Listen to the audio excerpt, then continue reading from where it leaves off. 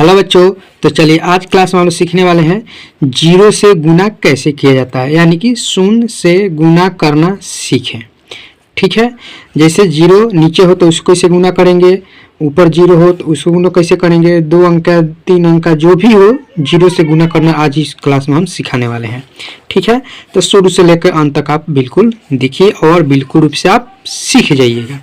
ठीक है, तो चलिए पहले हम लोग सॉल्व करने वाले हैं 1 नंबर से। यानी कि देखिए गुना बनाने का तरीका जो होता है आपको पहरा याद होना चाहिए, यानी कि टेबल याद होना चाहिए, तभी आप क्या कर पाइएगा कि गुना बना पाइएगा। जैसे आपको हम बोल दें कि 3 के पहरा 2 बार पढ़ना है, अगर आपको पहरा नहीं याद होगा तो आप 3 के पहरा 2 बार कैसे पढ़िएगा। ठीक है, बिना पहरा याद हुए तो बनेगा नहीं। इसीलिए हम आपको कहते हैं कि कम से कम 1 से लेकर 20 तक पहरा याद कर लीजिए।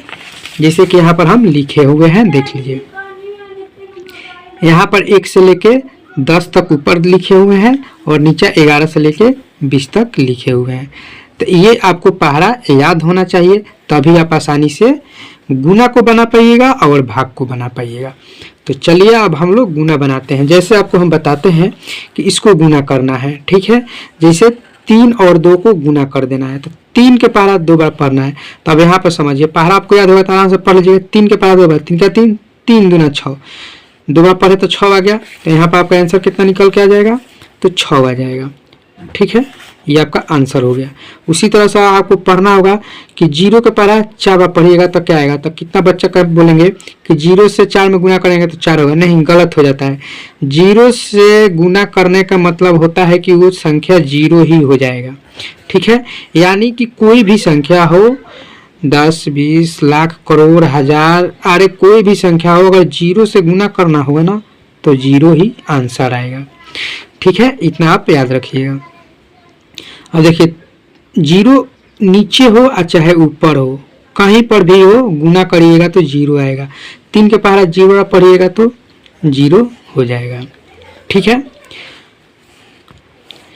अब चलिए इसको हम लोग करेंगे। जैसे 2 अंक नीचे इसमें क्या है, 0 है, तो इसको गुना करेंगे तो क्या आएगा। देखिए 0 और 2 में गुना करेंगे तो 0 हो जाएगा, 0 और 4 में गुना करेंगे तो 0 हो जाएगा। समझ में आ रहा होगा।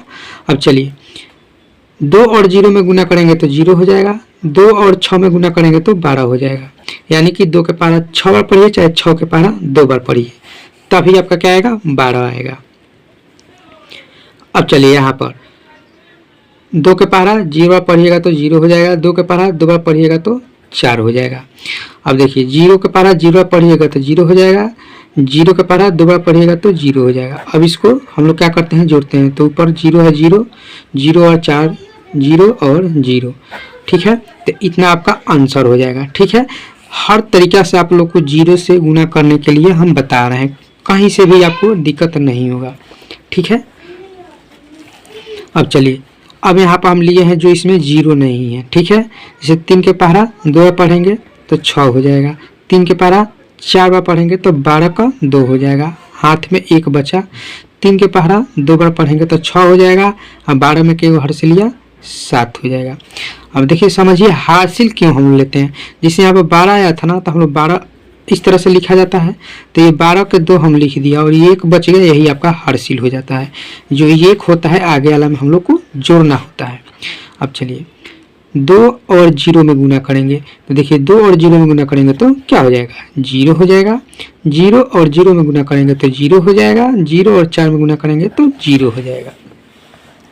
ठीक है, 2 के पहरा 2 बार पढ़ेंगे तो 4 हो जाएगा। अब यहाँ पर आपको समझने वाला बात क्या है, यहाँ पर सॉरी, यहाँ पर अभी हम लोग 3 से गुना किए थे टोटल में, यानी कि 2, 4, 6 में 3 से गुना कर दिए थे, अब 4 से गुना करेंगे। ठीक है, यहाँ पर छूट गया।